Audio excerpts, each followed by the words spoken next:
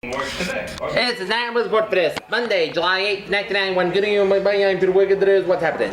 President Bush is likely to order the lifting of suspension of sanctions against South Africa as soon as the middle of this week. A senior administration official said the State Department has concluded that South Africa has met, or it has meted out all 5 conditions specified in the 1986 legislation for the lifting sanctions. The Japanese government is trying to put a quick end to the stock market scandal before the economic summit next week, and that's penalties against the country's 4 biggest securities houses and apologize to the international financial community.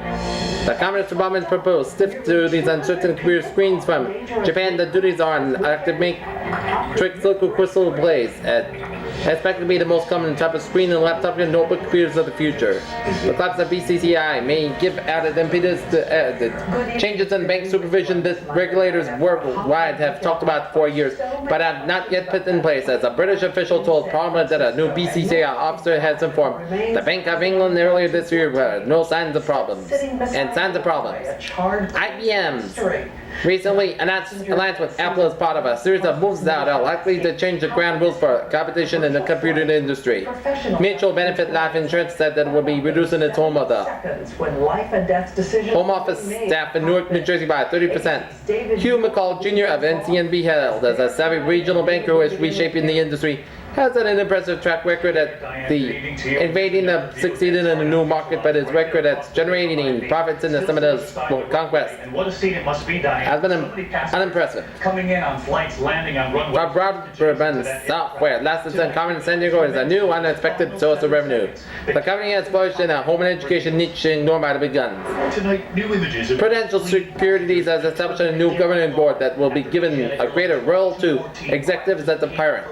3 new TV commercials for Bud's Draft Right turn the tables on ads that are heavy on big parties and small bikinis larger in response to criticism of sexism in his earlier ads.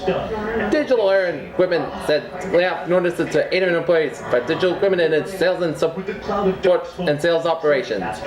License renewal for the Yankee Royal Nuclear Power Plant may face obstacles after a visit by the NRC chairman. Americans being borrowed at 1% annual rate in May, the 5th pulled back in 6 months because of a 14% plunge in auto loans, the government said. An increase executives, regulators, politicians, and consumer groups and all struggle to control skyrocketing auto insurance costs. A new study suggests that they may have the wrong focus. Stocks stood up strongly against another big sell-off in Tokyo, with the Dow Wind in 2009 61.99 and up 29.52. Prices of Treasury securities were nearly mixed in light trading. The dollar declined against the most currencies amid worries over the German interest rate. Soybean futures prices were sagged to their lowest level in more than 3.5 years. The FDA made changes to the way it approves generic drugs that ship would have the broad implications of $40 billion prescription drug industry. Imperial chemicals industry may be overvalued on fundamentals and undervalued as a takeover stock. Oldsmobile introduced a new generation of advertising for Oldsmobile. Stock Dow Jones closed at 29,699, up 29.52. Dollar 138.35 yen, up 25 yen. Oil 21.24, up 35 cents, and bonds 8.49% and change. That's going to be an announcement for this July 8, 1991 on a Monday. I'm Peterson. Have a good night. I'll see you tomorrow. Good night.